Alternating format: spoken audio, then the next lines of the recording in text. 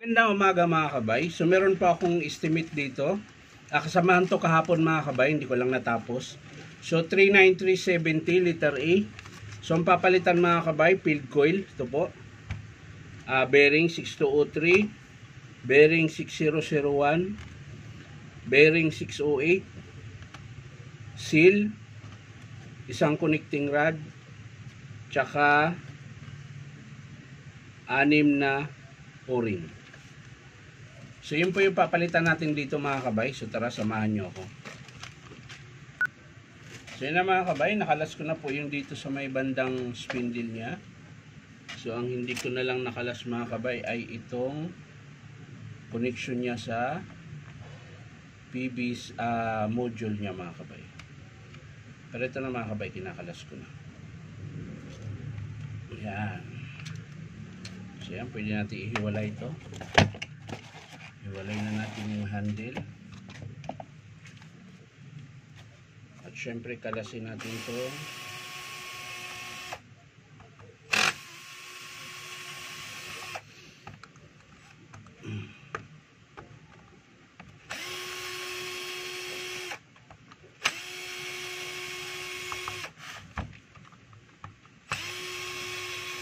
Yan. Ito na lang sa kabila mga kabay. So sa mga gusto magpa-repair mga kabay, punta lang po kayo dito sa Powerman Hardware, 530 T. Alonso, Santa Cruz, Manila. Hanapin nyo lang po yung DeWalt no signboard. Madali lang po siyang mahanap mga kabay dahil malaki naman po yung signboard. So ayan na mga kabay. So ayan, kung mapapansin nyo, ang laki ng alog. Kaya tayo magpapalit ng bearing tsaka seal. Siyempre unahin muna natin yung sa field coil mga kabay. Yan. Para mamaya dire-diretso na tayo dun sa pagkabit ng o-ring tsaka bearing.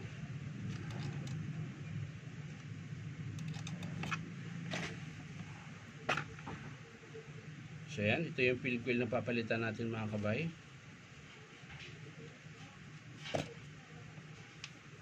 Ito naman yung bago. So lalagay natin.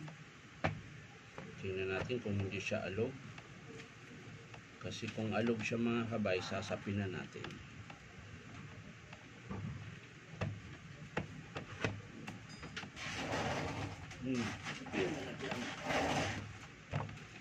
Yan. Babalik natin yung screw mga kabay para malaman natin kung umaalog o hindi.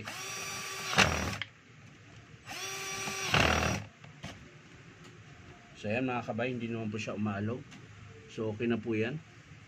Hindi ko na po siya sapinan. So tabi muna natin yan dyan. At ito muna. Kakalasin natin mga kabay. Kala ko di gumagana. Kakalasin natin aray. Yun, buti malambot lang mga kabay. Oops. Yung boletas baka maglaglagan. 1, 2, 3, 4, 5, 6. Yan, dapat 6 lagi yan mga kabay. Huwag mawalan kahit isa.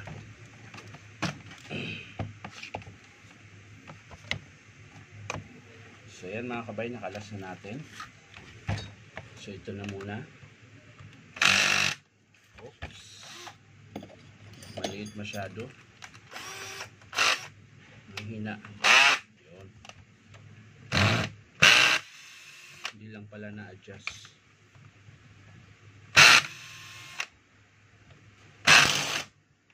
Yun lang.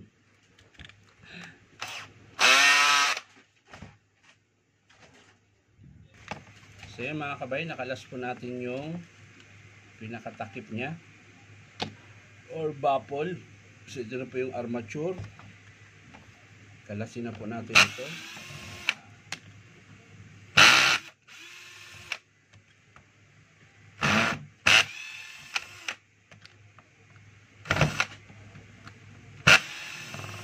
Yan.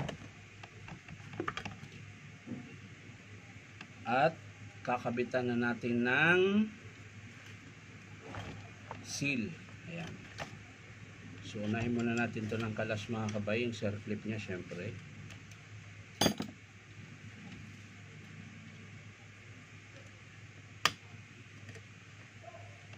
Ayan.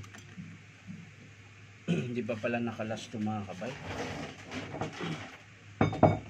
Nakalimutan kong kalasin. So, kakalasin ko muna mga kabay. So, ayan na mga kabay. Nakalas ko na po yung bearing. Ayan. So, ang gamit ko lang pong pangkalas ay heat gun. So, iinitin mo lang nang iinitin yung bearing. Tulad nito mga kabay, oh. Ayan, yun po yung luma niya. So, ilalagay na natin. So, madali pong magkabit pag mainit yung pinaka-aluminum niya. Madaling ipasok yung bearing. Ayan, kung mapapansin nyo mga kabay, ayan, lalagay natin yung seal. Ayan, malambot po siya. Ayan. Kailangan sagad na sagad. Tapos yung bearing ang sunod.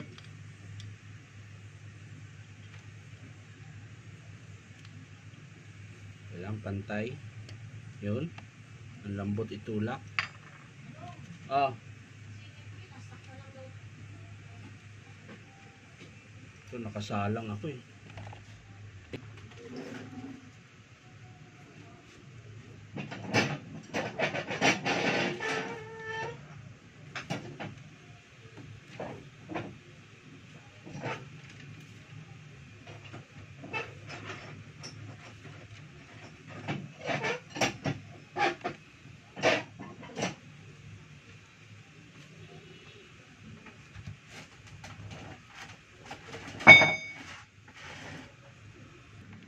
So ayan mga kabay, kakabit ko na po yung 6203 sa crankshaft. Ayan. So ipipress ko muna mga kabay, hindi ko rin maipakita dahil nandun yung press. So ipapakita ko lang sa inyo mga kabay kapag nahugot ko na yung gear tsaka yung bearing. So ayan mga kabay, nakalas ko na po yung gear. Ayan. Na-press ko na po siya. So susungkitin na lang natin tong yung kanyang lock. So hanap lang tayo ng panungkit mga kabay. Saan na ba? So ito mga kabay, may nahanap po ako. Ayan, matulis. Kailangan matulis para masungkit mo yung pinaka circlip niya. Ayan. So itong circlip na ito mga kabay, malambot lang siya. Hindi siya kagaya nung circlip doon sa may bearing na isa na medyo matigas. Ito, madali lang siyang kalasin. Ayan. So ito mga kabay, pipress natin ulit.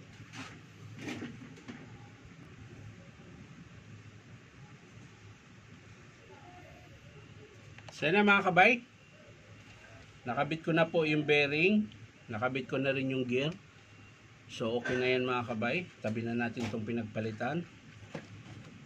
At syempre ang isusunod natin yung kanyang o-ring mga kabay. Ayan. So yan, gagamit din kayo ng circlip remover dito mga kabay. Medyo malaki-laki ito na circlip. Ayan. So ito lang yung gagamitin nyo mga kabay, nakabuka. Ayan. Tapos sugutin na natin ito. So ito mga kabay, malinis na ito dahil nilinis ko na ito nung nakaraan. Nung in-estimate ko siya. So hindi ko na kailangang linisin. Ayan, papalitan na lang natin yung connecting rod. So sa pagpapalit ng connecting rod mga kabay, ayan, susungkitin nyo lang po itong kulay puti, dahan-dahan lang, kulay itim pala, dahan-dahan lang mga kabayan. Pag nakuha nyo na yan, tutulak nyo yung pin, ayan, tapos sugutin nyo na yung connecting rod. Palit natin yung bago, tapos didiin mo lang yung pin ulit, balik mo yung lock, ayan. So dahan-dahan lang po mga kabay, kasi parang plastic lang ito eh. Yan, hindi siya bakal. Yan, tatapat mo lang. So, okay na siya mga kabay. So, ang sunod mga kabay, yung kanyang o-ring. Ayan. Papalitan natin yung o-ring. Oops. Lagay na natin doon. Ito po. So, ayan, bago na po yung o-ring yan. So, ang sunod mga kabay, yung sa striker naman. Dito sa loob mga kabay.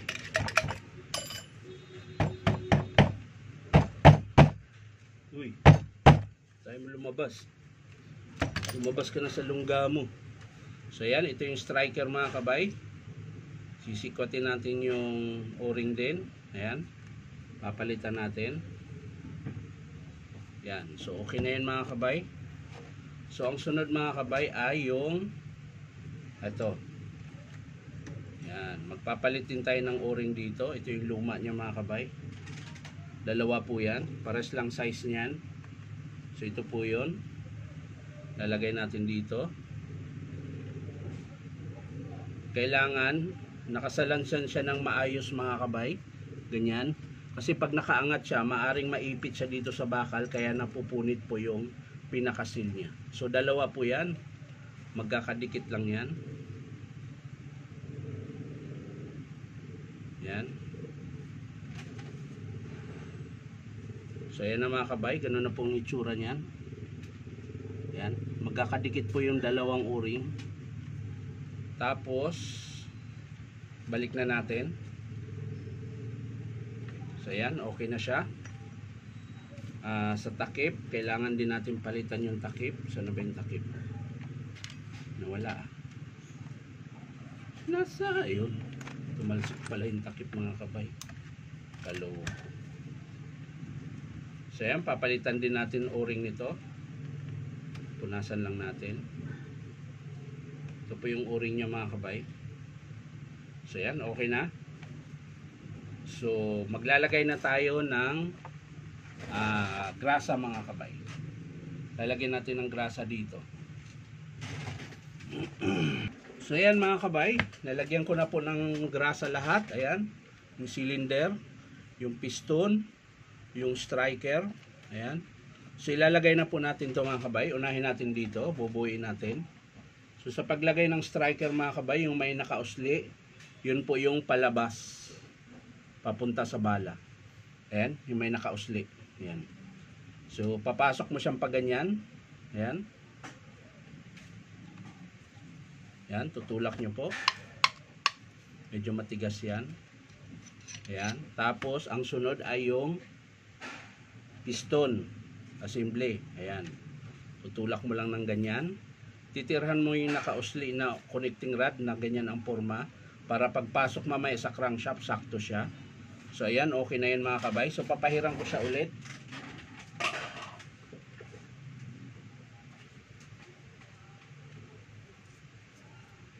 Kunti lang.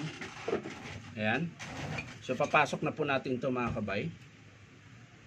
Ay, hindi muna. Yung ano pala, muntik na.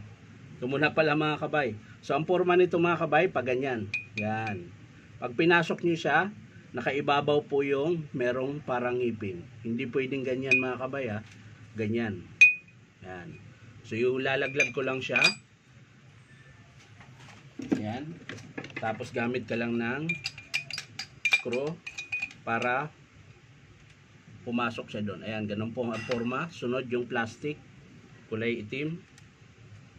So ito yung guide ng spring mga kabay. Ayan.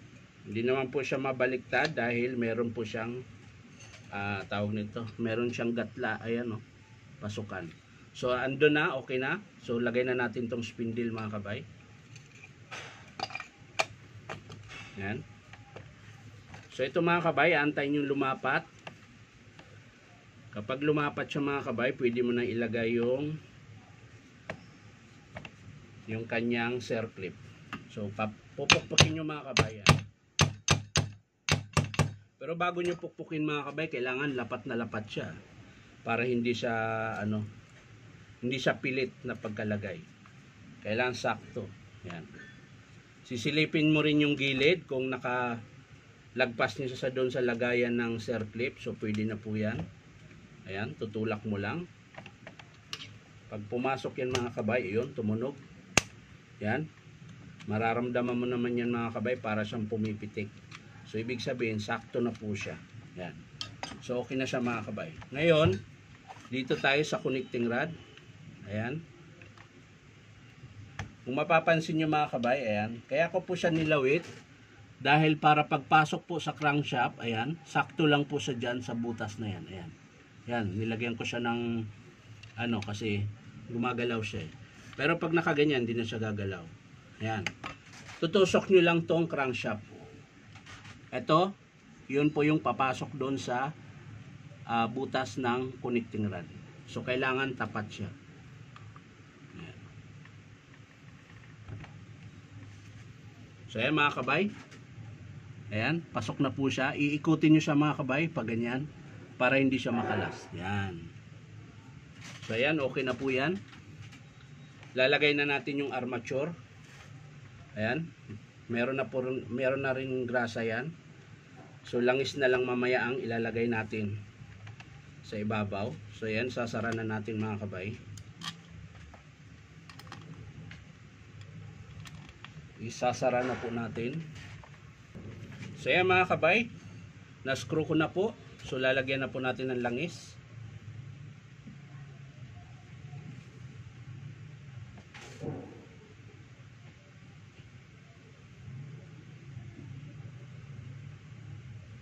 Yan. So, pwede na po yan. Siguro mga 4 na kutsara, ganyan. Ganun kadami yung langis na ilagay. So, lalagay na natin yung pangsara niya mga kabay. Ito, sa ibabaw. Yan. So, pwede na natin tumbuin. Pangsara. Ito pala, luma pala to. Ito yung bago. Yung kapalit. So, pwede na natin siyang buuin mga kabay. Kakabit na natin to. Ayan.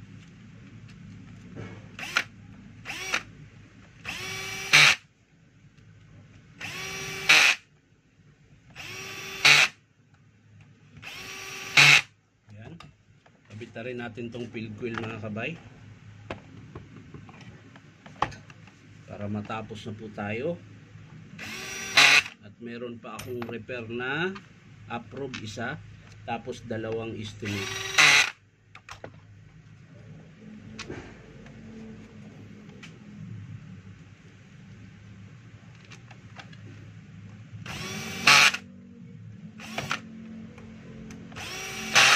So yan, okay na mga kabay.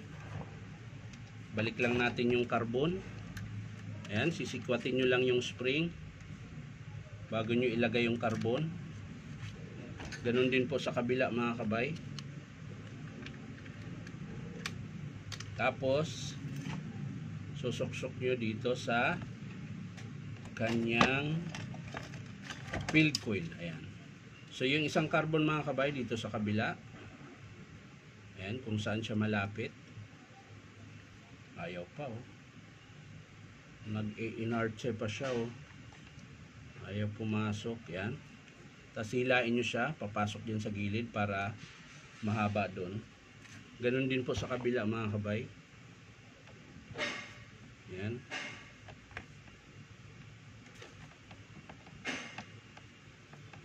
So yan, okay na po siya. So kakabit na po natin yung handle niya mga kabay. Ito. Yan. Lalagay natin yun dyan. Yan. Kailangan sakto mga kabay. I-screwhan muna natin bago natin ikabit yung kanyang pin. So mali yung screw na to. Malaki. So sa mga gusto magpa-repair mga kabay, punta lang po kayo dito sa Powerman Hardware, 530 T. Alonso, Santa Cruz, Manila. So hanapin nyo lang po yung DeWalt signboard mga kabay.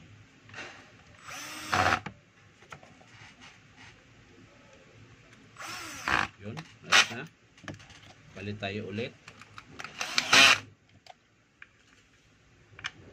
Malaking screw naman yung ikakabit natin sa pinakapuno ng handle.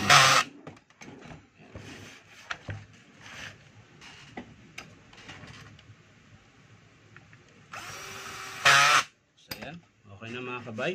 So ang sunod, yung wiring ng module, kailangan natin maikabit. Ayan. So kung paano nyo siya tinanggal mga kabay at kung paano nyo sila binunot, ganun din po yung pagbalik. Ayan. Tutulak mo lang siya pababa. Tapos yung connection papuntang field coil naman mga kabay. Ayan. Ito yung supply ng kuryente mga kabay. Yan. Sa kabila rin. Yan. Tapos sisiksik natin yung wire para hindi siya maipit. So yan, okay na yan mga kabay. So ang sunod, yung takip. Ito mga kabay. Yan. Ito. Tapos ito at yung bulitas na 6 mga kabay. May butas po yan, madali lang pong ikabit. Ingat, madali lang po siyang malaglag, kaya kailangan alalayan nyo sa daliri nyo para hindi siya maglaglagan.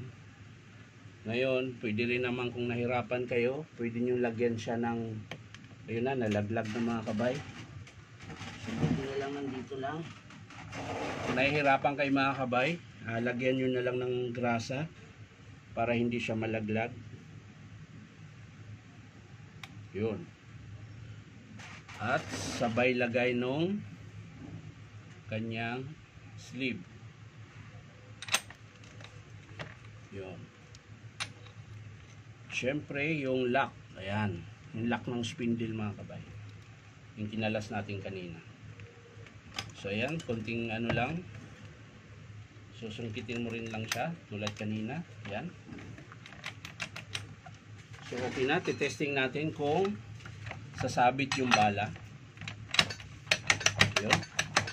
So okay na siya mga kabay. Kalasin natin. Lagay natin yung cap. So ayos na. Takip naman ang isusunod natin. Yan.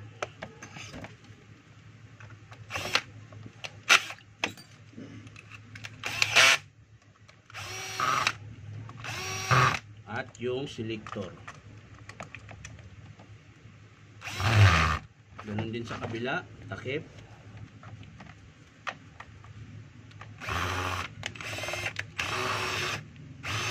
Okay. Hindi sukat mga kabay. Modulas yung sukat. So bago natin isara mga kabay dito sa puwet, titesting muna natin. So yan mga kabay, nakalas ko na po yung wire niya. So titesting po natin.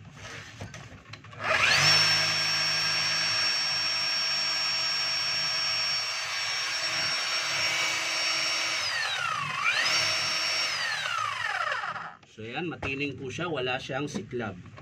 So sasara na natin para matapos na po tayo.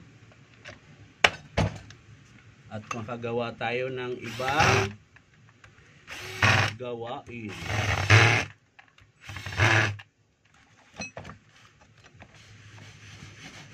So syempre mga kabay, i-testing natin. Lalagyan natin ng bala. Tingnan natin kung malakas yung palo. So dito natin i-testing sa baba mga kabay dahil masakit sa tenga.